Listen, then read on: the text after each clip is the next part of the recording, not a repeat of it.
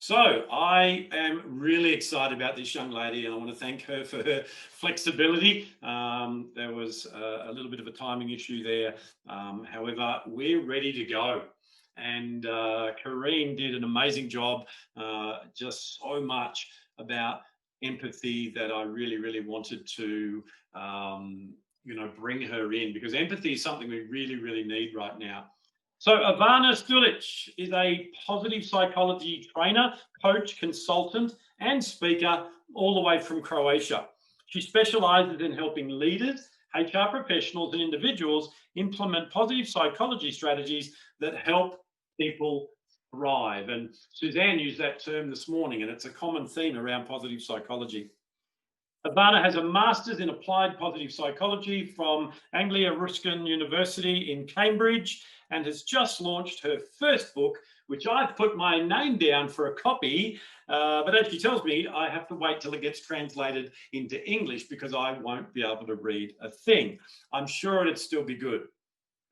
So I'm really looking forward to this. She's going to empower us to maintain our well-being despite the current circumstances. Please put your hands together and help me to welcome Ivana as she comes to talk to us right now. Good morning, Grant, and everybody else, or good afternoon, good evening, wherever you are in the world. I'm so excited to be here. I'm happy that we managed to rearrange the schedule this morning so that everything worked out. I would like to say hello to everyone wherever you are in the world. I'm very happy to have this opportunity to talk about well-being, since we are definitely under circumstances that are different from everything that we've known before. As Grant already introduced me, I work with both individuals and organizations in applying strategies that will help them thrive and really use their potentials. And this is the work I'm very in love with, and I'm happy to do every day. Let me just start my presentation.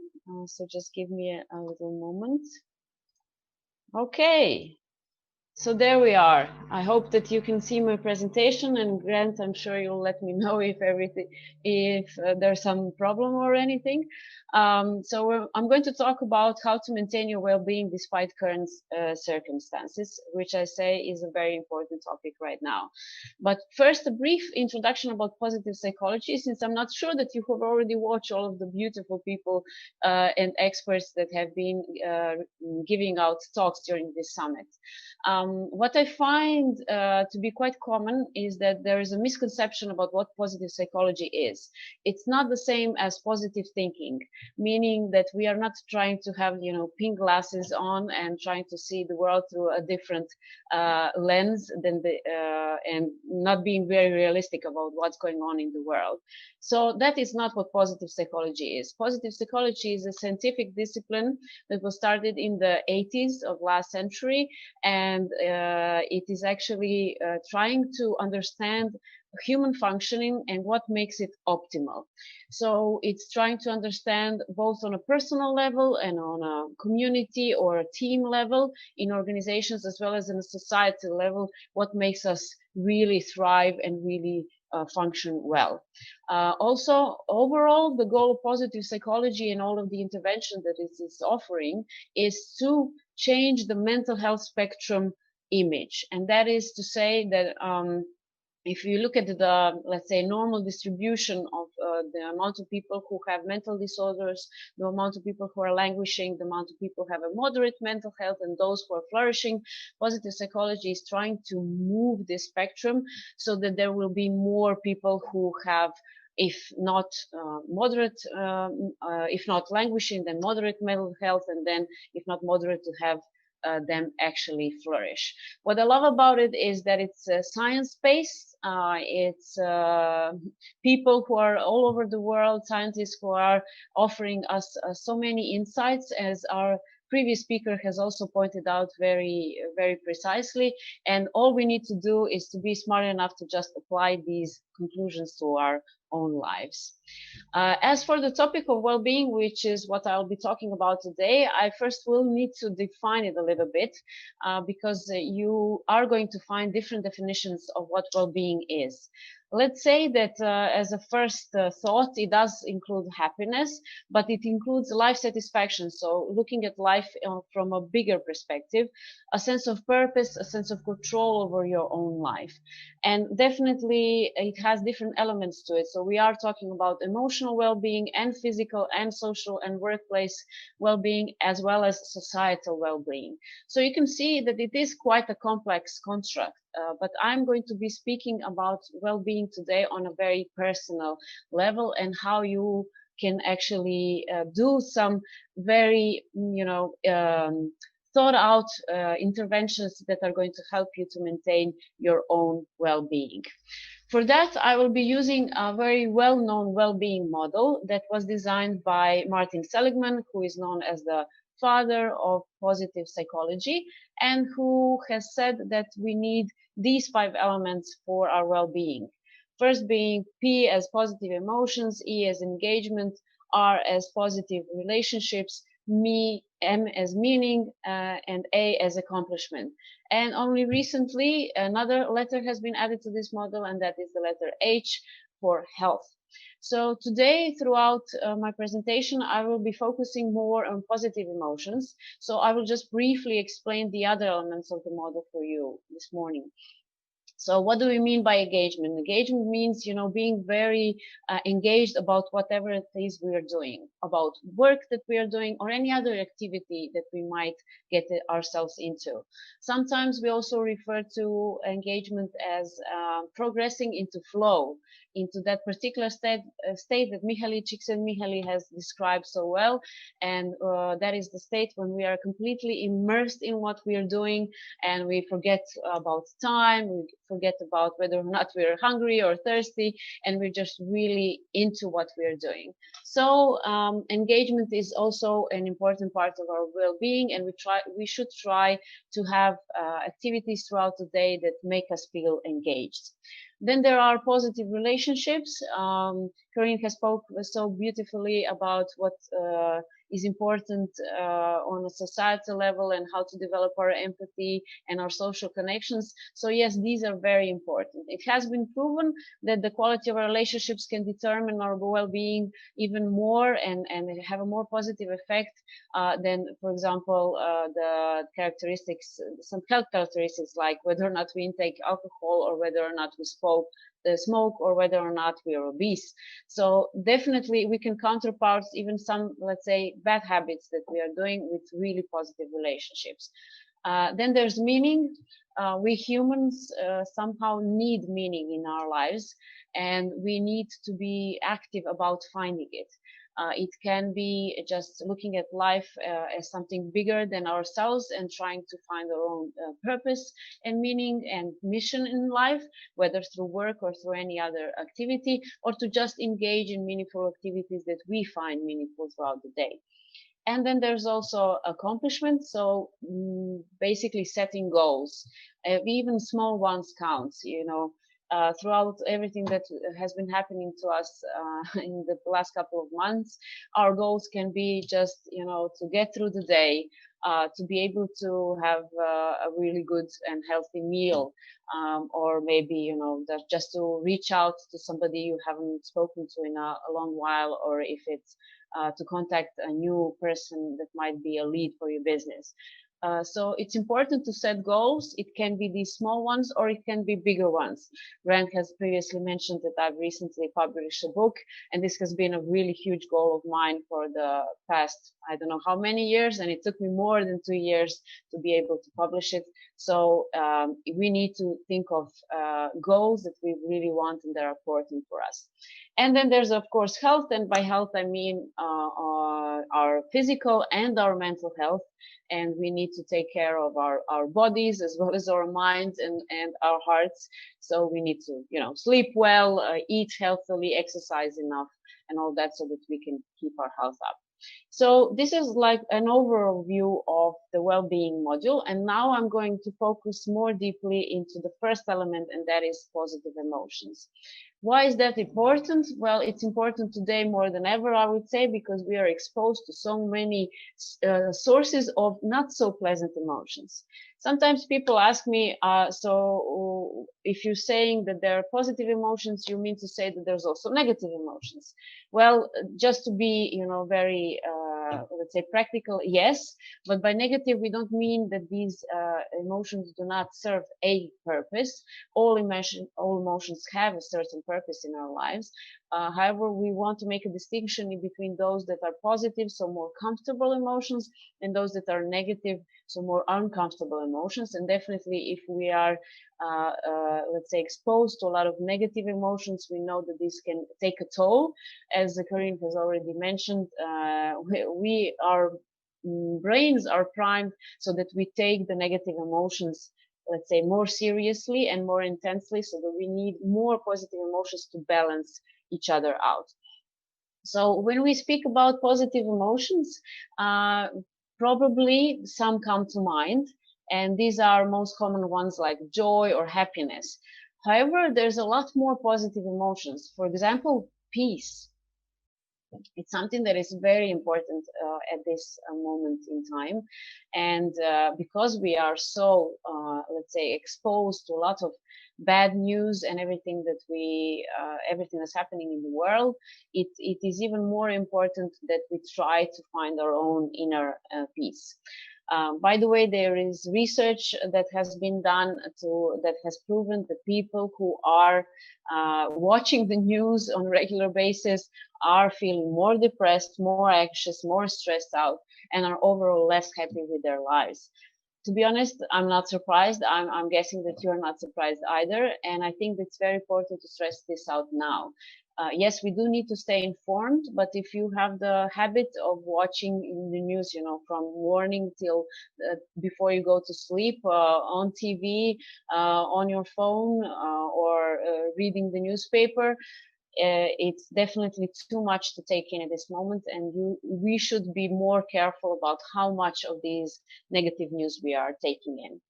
Now back to other positive emotions. As I mentioned, there's more than just the few. There's enthusiasm, there's inspiration.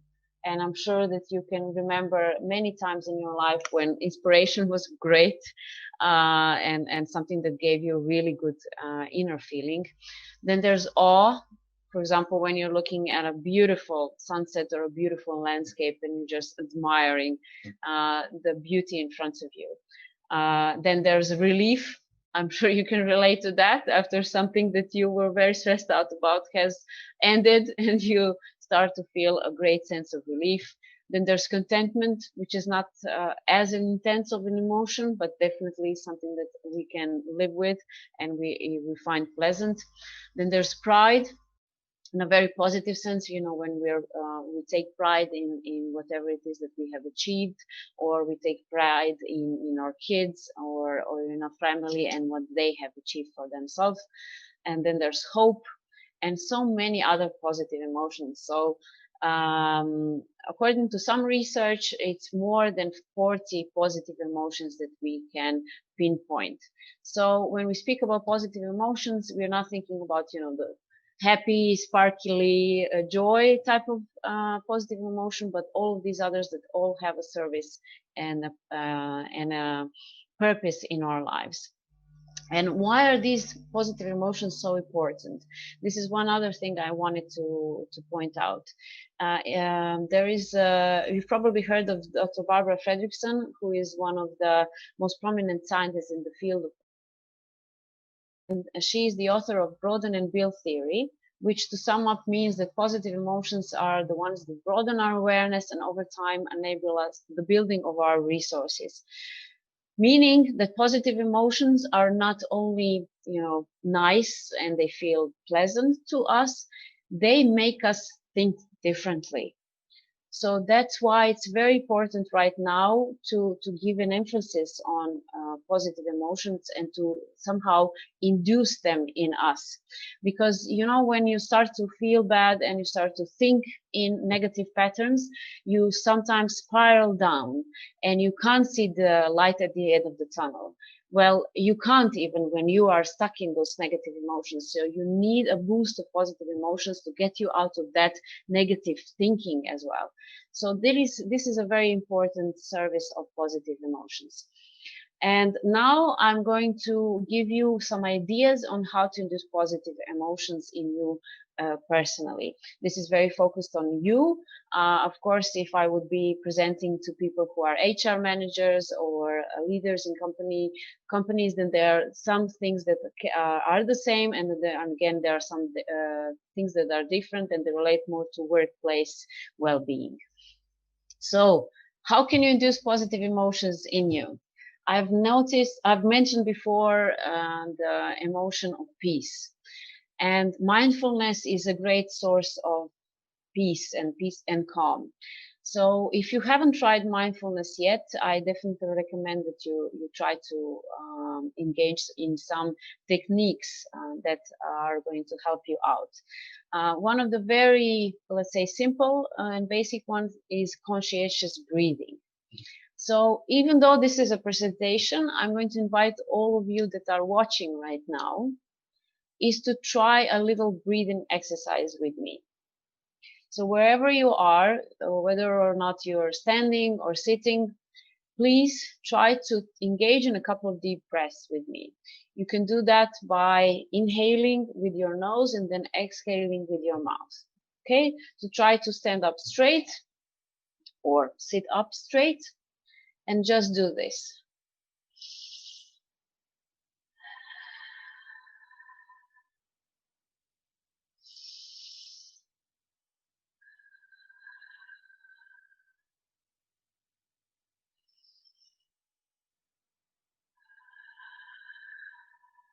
You can do this in your own rhythm. You don't have to follow mine. Just do a couple more.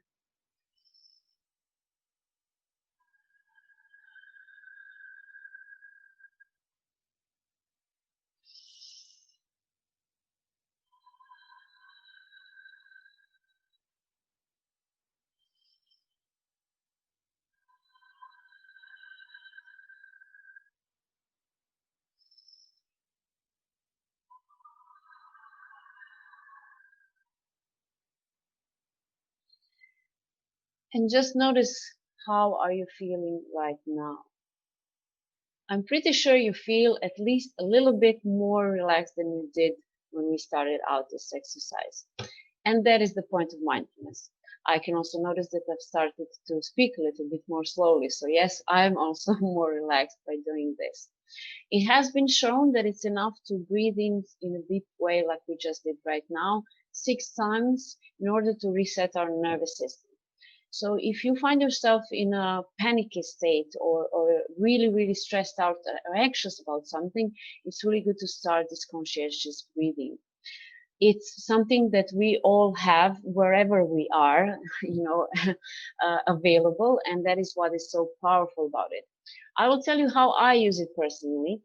For example, when I'm in traffic and there is a situation that stresses me out, for example, I almost got into a car accident. I try to do this exercise while I'm driving so that I calm myself down and I'm not a dangerous driver to continue my journey. Also, I'm not sure if you're aware of this or not, but here in Croatia, we've had quite a big earthquake in March. It was a 5.4 earthquake, and I know this is not, the highest in the scale, and there have been more devastating earthquakes throughout the world previously. However, it is quite new to the area here in Croatia, and I remember being really, really scared. And I noticed that I froze completely, about it's that fight or flight or freeze instinct that happens to us instinctively. And I just started to breathe more deeply just to calm myself down so that I can be more rational about what action I'm going to take next. So if you feel like you are stressed out, this is definitely something that you should engage in. And also another mindfulness well-known technique is meditation. I myself have been a practitioner for the past 8 years, and it is a practice that has helped me out tremendously to keep calm. So when something stressful happens, I'm not thrown out of my balance that easily, or even if I am, the amplitude is not that high, and I can get back to my calm state more quickly and more easily. So I suggest definitely you try one of these practices out. If you're regular at it, then it helps you to just build your resources, and then you're able to be more resilient to whatever is happening around you. Then there is exercise. We all know that exercise is good for us. It's not good only for our health, but also for our psyche. So it's important to get out and move. It can be just regular walking. I myself am a hiker, and I really enjoyed that activity. And then when you climb on top of a mountain, you're also rewarded with a beautiful view. If this is not your cup of tea, try to find some other type of exercise that is going to work for you, but definitely stay moving, especially now. Even if you're locked down, you can try to, get out of the house just to make a little quick round around the block, or while you can, or just move around the house and try to be engaged in that movement. Then I wanted to share a personal picture of mine, and this is me enjoying ice cream. So I'm not trying to promote not so healthy habits with this picture. I'm just trying to say that every now and then you do need to indulge in some little pleasure. Of course, if you have some health risks, then you should be very careful about that. But if not, it is okay to indulge a little here and there. And it maybe not be ice cream for you guys, it may be something else, but definitely if it is food that you really savor it, and that you take your time to chew, to feel all of the taste in your mouth, and that just give yourself the time to enjoy it. So this is also being mindful in practice, and this is one example on how you can do it. Then there is enjoying nature. Again, if you can't really move out, then this is not maybe applicable to you. But if you can, if there's just a patch of green grass next to you, this is something that you can enjoy. It has been proven that you can spend as little as 10-15 minutes outside in a park, that you can change your own state. So please get out there, enjoy everything that nature has to offer. I myself am a very big fan of flowers. During springtime, which I know Australia is in springtime now, as we are here in autumn in Europe, it's just beautiful and flowering and flourishing everywhere. So please take the time to enjoy it. Then there are pets. Whether or not you're a dog or a cat person, or you have any other pets around you, these can be a source of great positive emotion. Just to play with them, to engage in some kind of, let's say, a conversation with your pets. And if you have them, bless you, you can really enjoy them these days. Then there's kids, or even if you don't have kids, try to engage in some playfulness with the people around you. We need that. Play is a great source of positive emotions. It's something that it comes naturally to us humans, and we definitely have to give ourselves the permission to be silly and to just play and enjoy these activities. Then I'm giving you some other pointers. For example, enjoying music. Maybe you're playing an instrument, maybe you're just singing along, or just enjoying listening to the music. This is a great source of positive emotions. Or being creative, drawing, painting, sculpting, whatever it is, making jewelry, anything you can think of that makes you feel engaged and gives you a lot of positive emotions. There's a particular creative project that I've found in the past months and that I really enjoy. It's called the color crawl. So a family gets out of the house, makes a round around the block, and they try to find objects that have the same color. And then later on, they make a collage out of all of these photos. I think it's beautiful. It's so simple, and it definitely enables you to also to connect with the people who you are doing it with. You can also do yoga or any kind of stretching exercises that are also going to help you feel better in your body. Or just a step up, dance. Of course, we cannot do this in a group of people right now. I'm a big fan of dance. I've been dancing, for more than 20 years. And how do I give myself a boost with positive emotions? For example, when I'm delivering a training or a coaching session and I'm not feeling that well, I just put on one of my favorite songs that I know always gets me moving, and I just jump around the house a little bit and get myself worked up, and then I change my energy with this little dance, and then I sit down and deliver my presentation in a completely different state than before.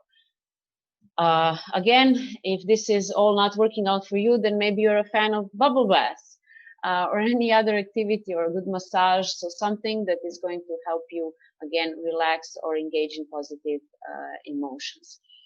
So these are my suggestions. Of course, some may work for you, some may not, but it is important for you to find the ones that work for you. And especially now, as I said, because we are just exposed to a lot of sources of potential negative emotions, we need to be more deliberate about engaging in positive emotions. Okay, so put something of this or any other idea that came to the top of your mind on your schedule, and just to make sure you do something like this for yourself throughout the day, and probably and would be beneficial if you would do something like this every day.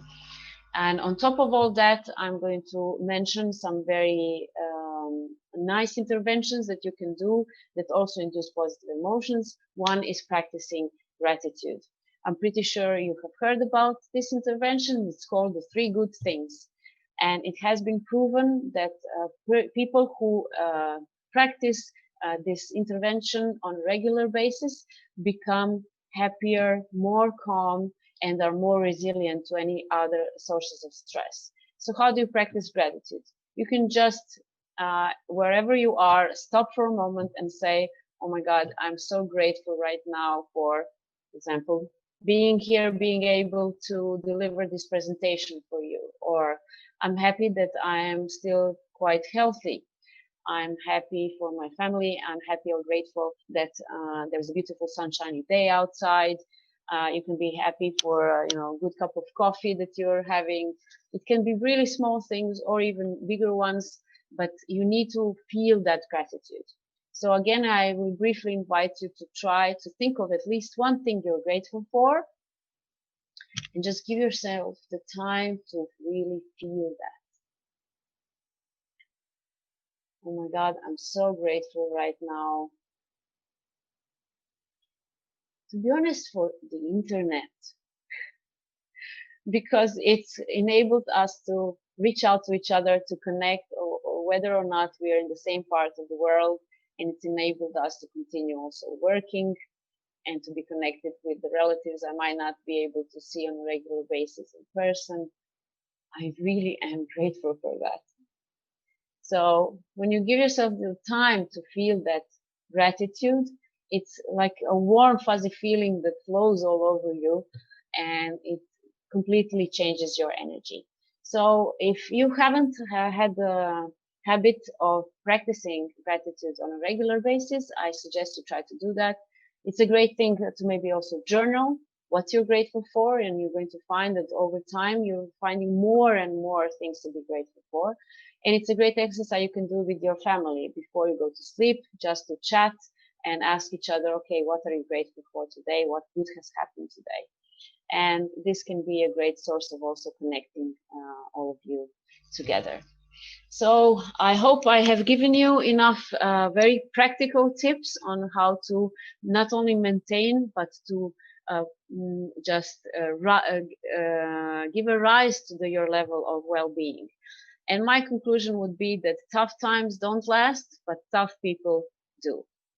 And we need, as I said, to be more deliberate about maintaining our well-being, about building our own resilience, and thus enabling us to go through all of this experience, not only surviving, but being able to also use this as a point of growth and really thrive in the long run. I want to thank you for being present in this presentation. I hope it has been useful for you, and I'm looking forward to your questions. Fantastic. Absolutely love that. Wow. I was listening to you and just giving people a chance. I've asked them to type in their questions because we've got a couple of minutes to answer a couple. I was just going through the list and I typed out something, and so I live right on the Botanic Gardens. It's the largest botanic gardens in the Southern Hemisphere. So I love to get out every morning, go for a walk, to start my day, just get my head clear. I listen to some podcasts, I do some meditation, some reflection. I get to go up some hills so my heart gets pumping, and I get to do some flat stuff as well. And I get to get in nature. And then I get to come home and my toy poodle is waiting for me, and she loves to jump all over me. So, hey, I was ticking those things off, and I'm going to continue to do them. So thank you so much. I know from the comments that were coming through that people are, getting some great ideas there. We really wanted to make this a practical summit that said, hey, we're going to look after ourselves right now. What can we do? How can we apply positive psychology, emotional intelligence? So thank you so much, Ivana, for sharing that with us. I'm sure that everyone will join with me to say it's really, really, really helpful. So thank you. Thank you. It's been a great pleasure being here. If there are any other questions you want to ask me, you can always connect with me on social media, especially on LinkedIn, where most of my content is in English, and I'm looking forward to meeting all of you beautiful people. Fantastic. Well, there's Praise has said that she's already typed her question. I think it must have been a little bit earlier, so I'm not able to find it in the chat. So Praise, if you could just type in your question again, that would be fantastic. People saying thank you everywhere. Just while Praise is typing her question, I've seriously got things buzzing and beeping everywhere. Everyone contacts me on all these different, medias, and there's this whole thing. There's a thinking out there that's contrary to what you and I believe, and that is that there are positive and negative emotions, and people are actually speaking against that and going, no emotion is positive or negative. They're all, there for a reason. And I just want to make a distinction. I would agree with you that there are, and with all the research, that there are definitely positive and a negative emotion. There's no such thing as good and bad emotions. I think that's the distinction that people get mixed up. All emotions are good because they serve a purpose of being a cue and a clue of what's going on right now so that we can navigate through that. However, there are definitely, in my understanding, as it is in yours, there are definitely positive and negative emotions. If I could just add to that a little bit, the thing that really matters, though, if we don't get caught up in the semantics of all that, is that the response or reaction, the response to the emotion is where the positivity or negativity or the good or the bad can come in. And that's where, practicing in emotional intelligence, practicing positive psychology, understanding the neuroscience behind that, that's why this is so vital. So Praise has got her question now, but I just want you to just, either agree with me, disagree, or just add something to that, and then we'll get Praise's question. Grant, I do agree with you, but I think it's semantic that triples us quite often, and we people tend to also have prejudice about the semantics that we're using about all of this. So I try not to, sweat the small stuff, and I just try to speak in terms of what is of practical use or not. As I said, positive emotions serve a different person than negative emotions, so they make us think differently, and that's why it's important for us to be active creators of these emotions in us, not just to wait that something from the outside induces these emotions in us. We need to be very deliberate and have routines and have sessions, or however you want to call them, that are going to enable us to experience positive emotions, so that we can actually change the way we think, and we start to be more optimistic and not so stressed out as everything that's happening around us. Yeah, fantastic. Totally agree. And we get tied up in the semantics and we miss the message. We throw the baby out with the bathwater because we're fighting over, whether it's exactly right. What I've learned over the years is to get the concept, take the concept of what we're talking about and apply that, rather than, look for reasons. And we know sometimes why we do this, because it's a self-sabotage strategy. When someone hands us on a platter, a way to feel better, a way to come out of the funk that we might be in or whatever, our mini-me sometimes fights that. So we look for the semantics so that we can discredit it. But anyway, so going on with that, the question from, it's gone now. Let me just find it again. The question from Praise was, it's now gone again. I saw it though. What it was whether or not there are, and I think this is why she's taken it off, and it's fine, Praise, whether or not there are intelligent or dull emotions. Now, I'm not quite understanding exactly what context you're meaning by intelligent, but once again, it's how we use those signals that's most important. Would you agree, Ivana? Yes, definitely. And I would like to make also an important distinction between the intensity of different emotions. As I was naming different positive emotions that we can experience, I was also putting up those that are high intensity. For example, joy, excitement, enthusiasm. They are high intensity and they are positive. But there's also, let's say, peace and contentment that are not nearly as intense and out there, and are not equally important, but maybe even in some cases more important than the very exciting ones. So you should not try to, if you're very depressed, you should not try to go directly to joy.